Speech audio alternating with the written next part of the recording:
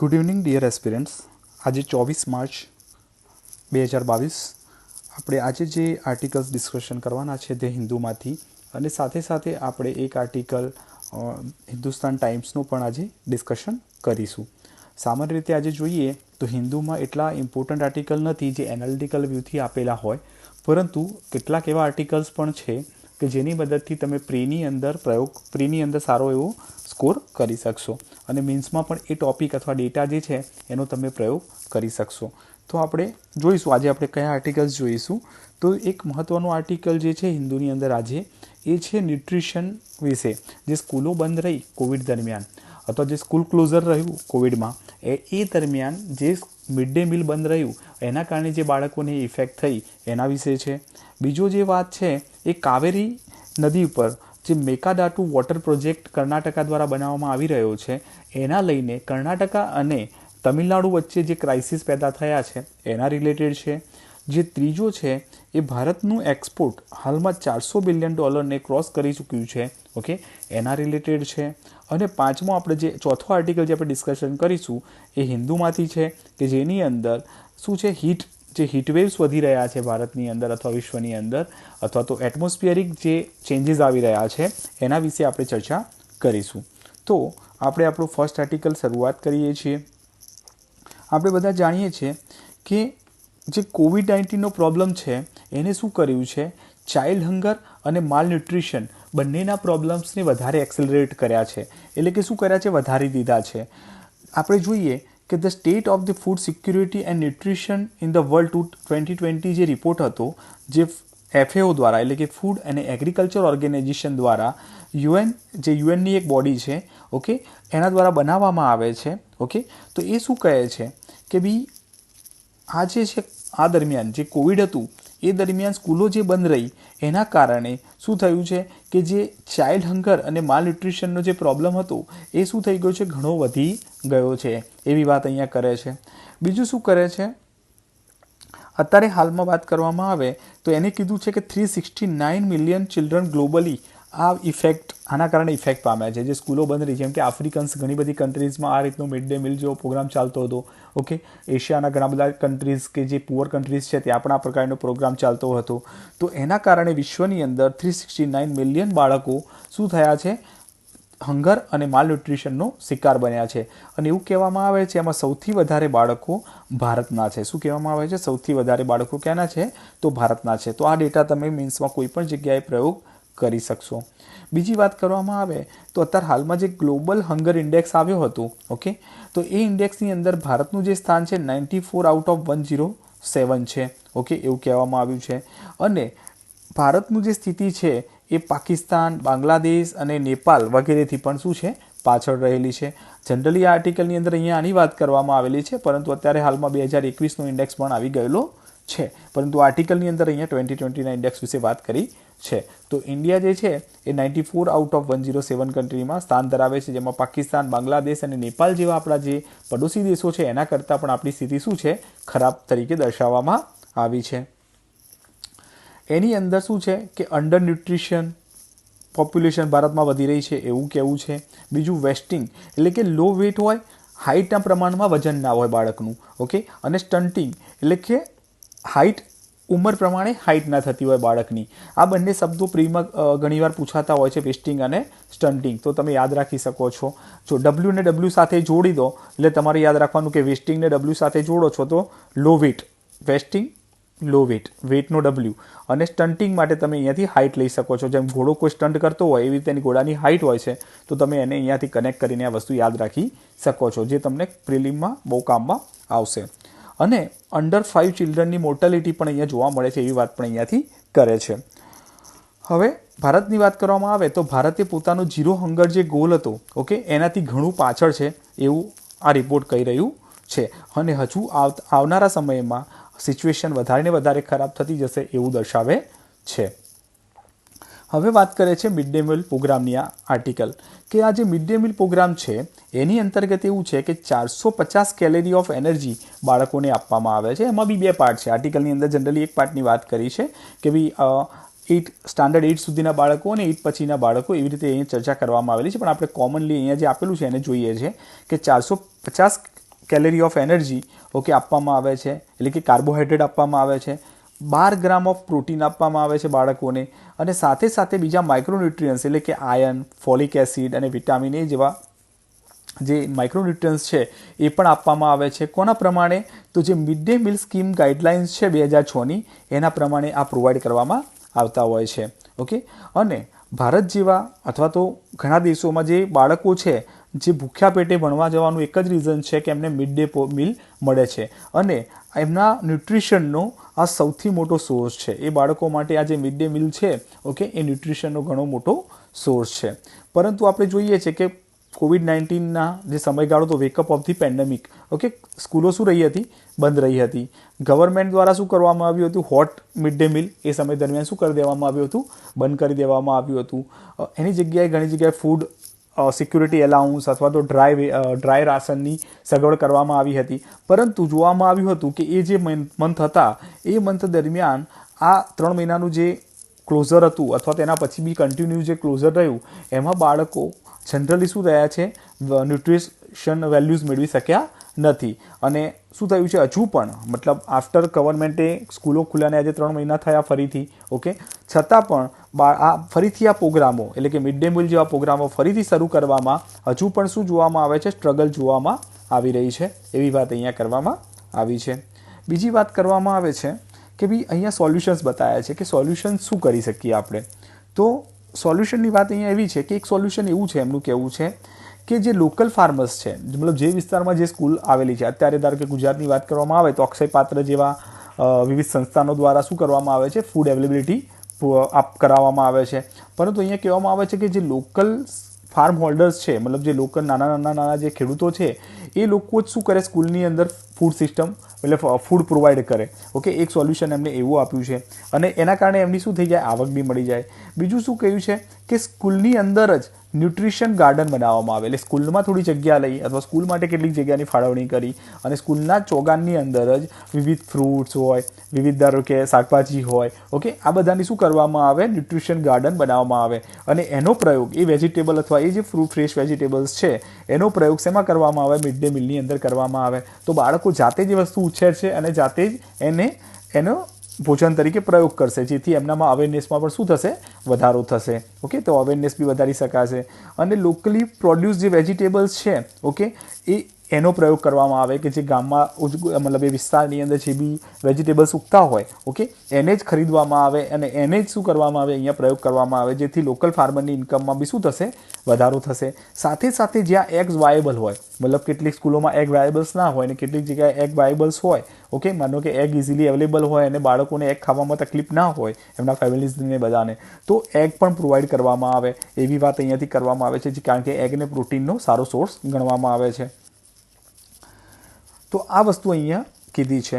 બીજું શું છે કે ચિલ્ડ્રનોનું એજ્યુકેશન આઉટપુટ વધારવા માટે, ઓકે, એમનામાં ઇનોવેટિવ લાવવા માટે શું છે કે લોકોને પૂરતું પોષણ મળી રહે, તો એ પણ એક જરૂરી વસ્તુ છે. ઓકે, અને સાથે સાથે એક effective delivery of social protection પ્રોગ્રામની પણ જરૂરિયાત છે, એવું પણ કહેવામાં આવ્યું છે કે સોશિયલ પ્રોટેક્શન પ્રોગ્રામની પણ જરૂરિયાત છે આખા ભારતની અંદર, એવી વાત કરવામાં આવી છે.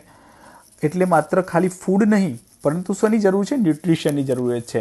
મતલબ પેટ ભરવા માટે માત્ર ફૂડ ના આપવામાં આવે, પરંતુ એ ફૂડ કેવું હોય? ન્યુટ્રિશિયસ હોય, પોષણયુક્ત હોય, એવી વાત અહીંયા કરવામાં આવી છે.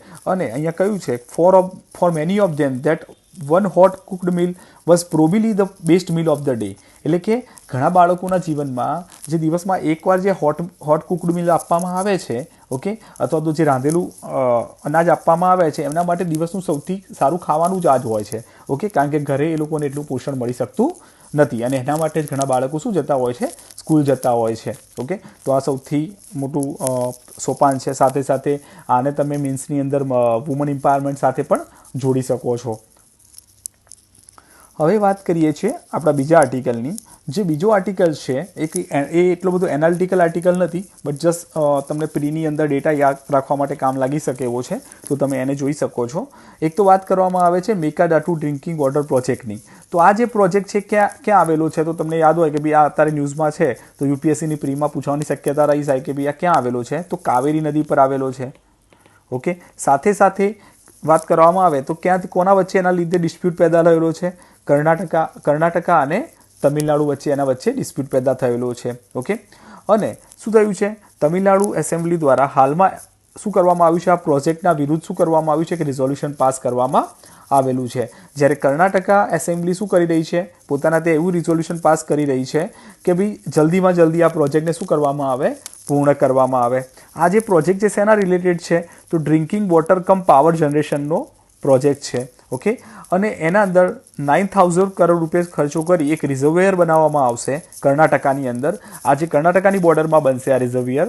ઓકે, અને 67.50 TMC એટલે કે 1000 મિલિયન ફીટનું આ રિઝર્વેયર તૈયાર થશે કે જેની મદદથી શું થશે, બેંગ્લોરુને પાણી મળશે. ઓકે, કારણ કે બેંગ્લોરુની 1.3 કરોડ વસ્તી જે છે, ઓકે, એ અત્યારે હાલમાં શું વોટર ક્રાઇસિસ ભોગવી રહી છે. તો એના માટે આ પ્રોજેક્ટની મદદથી એ લોકોને શું આપવામાં આવશે, પાણી પ્રોવાઈડ કરવામાં આવશે. અત્યારે હાલમાં એની 30% બેંગ્લોરુ જે છે કોના પર ડિપેન્ડ છે, બોરવેલના વોટર ઉપર ડિપેન્ડેડ છે.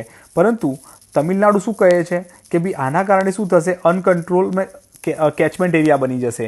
ઓકે, કારણ કે આ રીતે રિઝર્વર બનાવી દેશે પછી હમણાં ત્યાં જે પાણી આવવાનું હોય તમિલનાડુને જે પાણી થશે એ ઘણું ઓછું થશે. અને જે સંધિ પ્રમાણે એટલે કે જે ટ્રિબ્યુનલે રિપોર્ટ આપ્યો હતો 2007ની અંદર એ મુજબ 80 TMC જે વોટર છે એ ત્યાં જે તમિલનાડુમાં જવા દેવાની વાત હતી એમાં શું થશે, એન્યુઅલ ફ્લોમાં ઘટાડો થશે. એના કારણે તમિલનાડુ શું કરી રહ્યું છે, આનો વિરોધ કરી રહ્યું છે.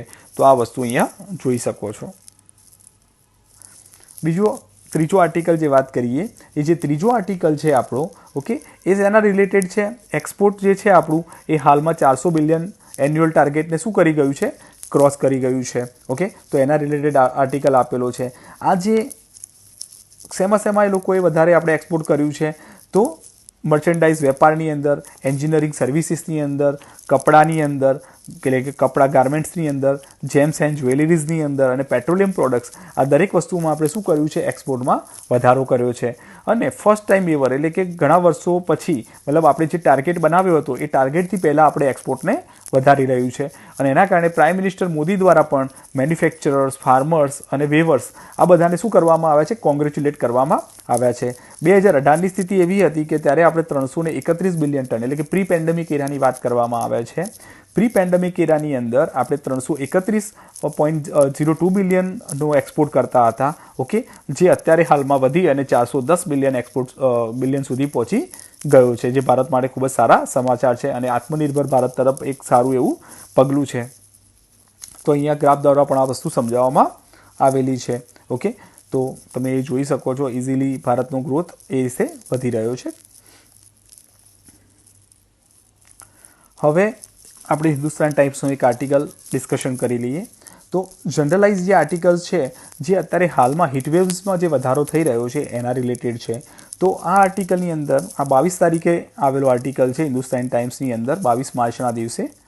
ઓકે, હવે આર્ટિકલ એવું કહે છે કે એન્ટાર્કટિકાની અંદર અત્યારે હાલમાં 40° વધારે ગરમ એટલે કે 40° સુધી ટેમ્પરેચર પહોંચી ગયું છે, જે એન્ટાર્કટિકા માટે ઘણું વધારે છે. અને આર્કટિક રિજિયનમાં પણ આ વસ્તુ વધારે કે મેક્સિમમ ટેમ્પરેચર 30° સુધી પહોંચી ગયું છે. એટલે કે એન્ટાર્કટિક અને આર્કટિક, ઓકે, આ બંને જગ્યાએ અહીંયા જે એન્ટાર્કટિક છે આપણું ત્યાં 40° ટેમ્પરેચર થઈ ગયું હતું મેક્સિમમ અને અહીંયા 30° સુધી પહોંચી ગયું છે. તો એ ખૂબ જ સમસ્યા પેદા કરી શકે એવી સ્થિતિ છે અહીંયા આગળ. સાથે સાથે આપણે એ પણ જોયું કે હાલમાં શિયાળો ખતમ થયો અને તરત જ ઉનાળો શરૂ થઈ ગયો, પરંતુ વચ્ચે જે સ્પ્રિંગ સિઝન આવવી જોઈએ, વસંત આવવી જોઈએ, વસંત સિઝન, ઓકે, તો એ વસંત આવી નથી. તો આ હીટવેવ શું છે આપણે સમજી લઈએ. હીટવેવ એક કેવી સ્થિતિ છે કે હાઈ ટેમ્પરેચરની સ્થિતિ છે અને જે નોર્મલ કરતાં વધારે હોય, જે નોર્મલ સ્થિતિમાં જે ટેમ્પરેચર રહેતું હોય, એવરેજ જે ટેમ્પરેચર રહેતું હોય એમાં એકી જે વધારો થાય એને તમે શું કહી શકો છો, હીટવેવ્સ કહી શકો છો. મુખ્યત્વે આ ક્યારે જોવા મળતું હોય છે, સમર સિઝનની અંદર જોવા મળતું હશે. અને સાથે સાથે નોર્થ વેસ્ટર્ન અને સાઉથ સેન્ટ્રલ પાર્ટ ઓફ ઇન્ડિયાની અંદર આ વધારે જોવા મળે છે. ઇન્ડિયન મેટ્રોલોજીકલ ડિપાર્ટમેન્ટ એના વિશે શું કહે છે, એ કહે છે કે પ્લેન એરિયાઝ હોય બરાબર, તો એની અંદર 40°C વધારે ટેમ્પરેચર જાય અને હિલી રિજિયન્સ એટલે પહાડી વિસ્તારમાં 30°C વધારે ટેમ્પરેચર જાય તો તમે એને હીટવેવ્સમાં ગણી શકો છો. અથવા તો જે નોર્મલ ટેમ્પરેચર હોય એમાં 5 to 6°નો વધારો થાય તો એને પણ તમે શું ગણી શકો છો, હીટવેવ તરીકે કેલ્ક્યુલેટ કરી શકો છો. બીજું આપણા ત્યાં અર્બન હીટ આઇસલેન્ડ બની રહ્યા છે, એ મોટી સમસ્યા છે. એ શાના માટે છે? માનો કે આપણા જે સિટીઝ છે, ઓકે, એ શું છે કે સિટીઝની અંદર વૃક્ષો નથી, ઓનલી શું છે? બિલ્ડિંગ્સ છે. આજુબાજુમાં ધારો કે વૃક્ષો અથવા એવું કંઈ છે, પણ સિટીઝની અંદર કોઈ જગ્યાએ વૃક્ષો નથી. તો જેટલી બી ગરમી છે, ઓકે, એ અલ્બિડો ઇફેક્ટના પ્રમાણે શું થશે? અહીંયા ખેંચાઈને એક જગ્યાએ ભેગી થશે. બીજું, એ જે ગરમી છે બિલ્ડિંગોના કારણે રિફ્લેક્ટ થઈ અને પાછી જઈ શકશે નહીં, કારણ કે બિલ્ડિંગની જે હાઇટો હશે અલગ અલગ, ઓકે, તો રિફ્લેક્શન અંદરો અંદર થશે. વારે ઘડીએ જે અત્યારે ગ્લાસ બેઝ, કર્ટેન બેઝ જે બિલ્ડિંગો બને છે, તો એના કારણે શું થશે કે એક ગ્લાસ ઉપરથી રિફ્લેક્શન બીજી બિલ્ડિંગમાં, બીજી ગ્લાસ ઉપરથી ત્રીજી ઉપર, અને ઇન્ટરનલ રિફ્લેક્શન વધી જશે અને ગરમીના પ્રમાણમાં શું થઈ જશે? ઓટોમેટિકલી વધારો થઈ જશે અને આખો આ જે વિસ્તાર છે રાત્રિ દરમિયાન હીટ ડોમ તરીકે અસ્તિત્વમાં આવશે. તો આ વસ્તુ અહીંયા ખતરનાક બની રહી છે. બીજી વાત કરવામાં આવે તો ભારત જે છે એ બીજા કોઈ પણ દેશો કરતાં હીટ વેવ્સ માટે 15% શું છે? વધારે વલ્નેબલ્સ છે. અને સાથે સાથે જે સિનિયર સિટીઝન્સ છે એમને વધારે ઇફેક્ટ થઈ શકે છે. ભારતની અંદર રાજસ્થાન, મહારાષ્ટ્ર, ગુજરાત, ઓડિશા, બરોબર, આ બધા સેવરલ હીટ વેવ્સ કન્ડિશનમાં પેદા થઈ શકે. એટલે 40થી વધી જાય એકદમ તો એ લોકો જે વધારે ખતરનાક હીટ વેવ્સ ત્યાં આવી શકે છે, એવી શક્યતાઓ હોય છે. ઓકે, અને જનરલી આ ક્યારે જોવા મળે છે કે ડ્યુરિંગ મોન્સૂન, વચ્ચે મોન્સૂનનો ગાળો હોય, વચ્ચે જે ગેપ આવતી હોય એના અંદર આવતી હોય, અથવા તો મોન્સૂન પછી પણ આવી હીટ વેવ્સ હવે જોવા મળે છે. બીજી વાત કરવામાં આવે કે એના કારણે શું ઇફેક્ટ થાય છે? Impact of this heat waves. તો મૃત્યુઆંક વધારે છે. અહીંયા શું થાય છે? મૃત્યુઆંકમાં વધારો થાય છે. આઈપીસીસી જે છે એ શું કહે છે કે હીટવેવ્સ મૃત્યુનું એક મુખ્ય કારણ પણ બની શકે છે. બીજું શું છે? ક્રોપ ડેમેજ થાય છે, કારણ કે આપણે જાણીએ છીએ કે જે વિવિધ ક્રોપ્સ છે, ઓકે, એ વિવિધ ટેમ્પરેચરમાં ઉગતા હોય છે, ઓકે, અને અલગ અલગ ટેમ્પરેચર પ્રમાણે એ પ્રોડક્શન વધતું ઘટતું હોય છે. પરંતુ શું થશે કે એકદમ હીટવેવ્સ વધી જવાથી શું થશે? તે લોકોનું પ્રોડક્શનમાં શું થઈ જશે? ઘટાડો થઈ જશે. એટલે ક્રોપ શું થઈ જશે? ડેમેજ થઈ જાય. આપણે ઘણીવાર કહીએ છીએ કે પાક બળી ગયો અને ઓલ ધેટ, તો એ આના કારણે થઈ શકે છે. બીજું શું થશે? પાકોમાં આ રીતે પાક ડેમેજ થશે એટલે શું થશે? પ્રોડક્શન ઘટશે. પ્રોડક્શન ઘટશે એટલે માર્કેટની અંદર જે માંગ અને ડિમાન્ડ છે, ઓકે, જે માંગ અને પુરવઠો છે, ઓકે, તો એ માંગ અને પુરવઠો શું થશે? ખોરવાશે. હવે માંગ અને પુરવઠો ખોરવાના કારણે ઇન્ફ્લેશન આવશે, ઓકે, તો ઇન્ફ્લેશનની શક્યતા પણ અહીંયા વધી શકે છે. લેબર પ્રોડક્ટિવિટી, આપણે જાણીએ છીએ કે જે ગરમી વધારે હોય, ઓકે, તો આપણું કામ કરવાની ક્ષમતા પણ શું થઈ જાય છે? ઘટી જતી હોય છે, ઓકે, એટલે આપણે એક કમ્ફર્ટેબલ એટમોસ્ફિયરની અંદર કામ કરવા માગતા હોઈએ છીએ અને એના કારણે અહીંયા ઇકોનોમિક ઇમ્પેક્ટ જોવા મળી શકે છે. બીજું વાઇલ્ડ ફાયર થઈ શકે છે. આપણે જાણીએ છીએ કે વધારે ગરમી પડવાથી જે વૃક્ષો છે, ઓકે, નીચે પડેલા પાંદડાને એવું સળગવા લાગશે, બે ડાળીઓ વચ્ચે ઘર્ષણ થવાથી સળગી જશે, એટલે જે વાઇલ્ડ ફાયર છે એ વધી જશે. એના કારણે શું થશે? આખી બાયોડાયવર્સિટીનું નુકસાન થશે. આ બધા પ્રોબ્લેમ થઈ શકે છે. બીજું ફ્રિક્વન્ટ ડ્રોટ્સ આવી શકે છે, એટલે દુષ્કાળ પડવાની શક્યતા વધી શકે છે. તો આ બધા કારણો પણ અહીંયા જનરેટ થઈ શકે છે. શું કરી શકાય? What step can be taken in the regard? આપણે કેવા સ્ટેપ્સ લઈ શકીએ? તો અહીંયા આ એક સેન્સિટિવ મેટર છે, બરાબર, કે જેને સનથી વધેલી ઇફેક્ટને આપણે ટૂંકા સમયમાં ઘટાડી શકવાના નથી, પરંતુ આપણે કેટલાક એવા સોલ્યુશન લઈ શકીએ કે જેની મદદથી આપણે લાંબા ગાળે એમાં શું કરવા લાગીએ? ઘટાડો કરી શકીએ. સિમ્પલ તો એક વસ્તુ છે કે આપણે ટૂંકા ગાળાના સોલ્યુશન અને લાંબા ગાળાના સોલ્યુશન, બે સોલ્યુશનમાં જઈ શકીએ. ટૂંકા ગાળાના સોલ્યુશન શું હોય કે આપણે કેટલાક કુલિંગ શેલ્ટર્સ બનાવી દઈએ કે ભાઈ હીટ વેવ્સ આવે તો કેટલાક લોકો, મતલબ જે મુખ્યત્વે વલ્નરેબલ કોણ રહેવાનું? તો જે સ્ટ્રીટ ઉપર રહેતા લોકો છે, ગરીબ લોકો છે, એ લોકો એનાથી વલ્નરેબલ હશે. જે અમીર અથવા તો સિમ્પલ મધ્યમ વર્ગના લોકો હશે એ અત્યારે નોર્મલી એસી વસાવી કાઢ્યું હશે તો પોતે એસીમાં રહી અને બહારની હીટ વેવથી બચવાનો પ્રયત્ન કરશે, પરંતુ બહારના લોકો આ કરી શકશે નહીં. તો એમના માટે શું કરવું જોઈએ? કુલિંગ શેલ્ટર્સ બનાવવા જોઈએ, વોટર કિયોસ્ક બનાવવા જોઈએ થોડા થોડા ડિસ્ટન્સ ઉપર, ઓકે. પછી એટમોસ્ફિયરની અંદર પાણીનો છંટકાવ કરવો જોઈએ, ઓકે. બીજી જે રૂફ્સ છે, રૂફ્સ ઉપર કોઈ વનસ્પતિ પાથરવી જોઈએ, અથવા તો રૂફ્સનો જે કલર છે એ લાઇટ કરવો જોઈએ. તો આ બધા સોલ્યુશન અહીંયા અપનાવી શકાય છે. બીજું પોર્ટેબલ એર કન્ડિશનર યુનિટ સ્થાપવા જોઈએ સરકાર કેટલાક રસ્તાઓ ઉપર, ઓકે. મોટા મોટા ફેન્સ લગાવવા જોઈએ, ઓકે. આ બધું અહીંયા કરી શકાય છે. પછી નેચરલી વેન્ટિલેટેડ બિલ્ડિંગ, એટલે જે બિલ્ડિંગ્સ હોય એમાં નેચરલ વેન્ટિલેશન થઈ શકે. એટલે માનો કે તમે જે બિલ્ડિંગની ડિઝાઇન કરો છો એને ગ્રીન બિલ્ડિંગ બેઝ ઉપર ડિઝાઇન કરી હોય. માનો કે અહીંયા તમે એક વિન્ડો આપી છે, સેમ એના ક્રોસ વેન્ટિલેશન માટે અહીંયા તમે ઉપર શું કરો છો? હવા જવાની જગ્યા બહાર પાડો છો, જ્યાંથી અહીંયાથી ગરમ હવા આવશે, ઓકે, અને અહીંયાથી શું થઈ જશે? બહાર નીકળી જશે અને નીચે અહીંયા ઠંડી હવા બનતી જશે. સેમ એવી રીતે અહીંયાથી કરો, એટલે કે ક્રોસ વેન્ટિલેશન જનરેટ કરો છો, જેના કારણે તમે બિલ્ડિંગને શું રાખી શકો છો? ઓટોમેટિકલી બહારના ટેમ્પરેચર કરતાં કૂલ રાખી શકો છો. જે તે વૃક્ષો પોતાને કુલ રાખે છે એવી રીતે તમે આ કોન્સેપ્ટનો અહીંયા પ્રયોગ કરી શકો છો. બીજું જે આપણી એન્શિયલ બિલ્ડિંગ ડિઝાઇન્સ હતી એનો પ્રયોગ કરી શકો છો. એટલે કે પહેલાં અત્યારે આપણી જે દિવાલો બને છે એ ધારો કે આપણે 9 ઇંચની બનાવીએ છીએ અથવા તો 4.5 ઇંચની બનાવીએ છીએ.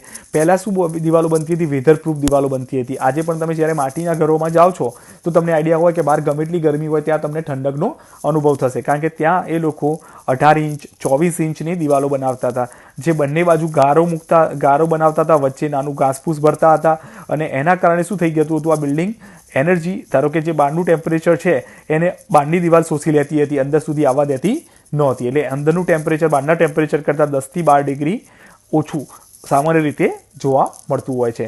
અથવા તો સિમ્પલી 5 થી 6 ડિગ્રી તો તમે નોર્મલી 18ની દિવાલમાં બી કન્સિડર કરી શકતા હોય છે. તો આ વસ્તુ અહીંયા જોવા મળે છે.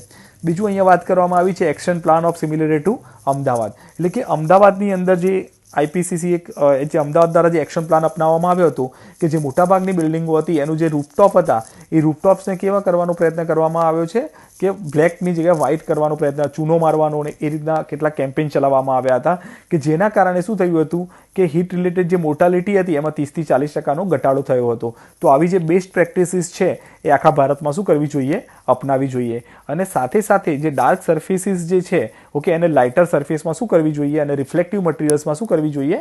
કન્વર્ટ કરવી જોઈએ. એટલે કે આપણે ધાબાની અંદર અથવા તો જે ટેરેસીસ છે એની અંદર રિફ્લેક્ટિવ ટાઇલ્સ નાખવી જોઈએ, જેથી રિફ્લેક્શન ઓટોમેટિકલી થઈ અને પાછી ગરમી જતી રહે. તો આ રીતે તમે એને કન્સિડર કરી શકો છો. તો આ રીતે એના સોલ્યુશન આપેલા છે. તો આજની ડિસ્કશનમાં આટલું જ છે. હવે નેક્સ્ટ આપણે કાલે 25 તારીખે આગળનું જે બી હિન્દુની અંદર એડિટોરિયલમાં આવશે તો એવા ઇમ્પોર્ટન્ટ આર્ટિકલ્સની આપણે ડિસ્કશન કરીશું. બીજું તમારા કોઈ બી સજેશન્સ હોય તો તમે અમને મોકલી શકો છો. તો એ પ્રમાણે આપણી ડિસ્કશનને આપણે અપડેટ કરતા જઈશું. Thank you so much.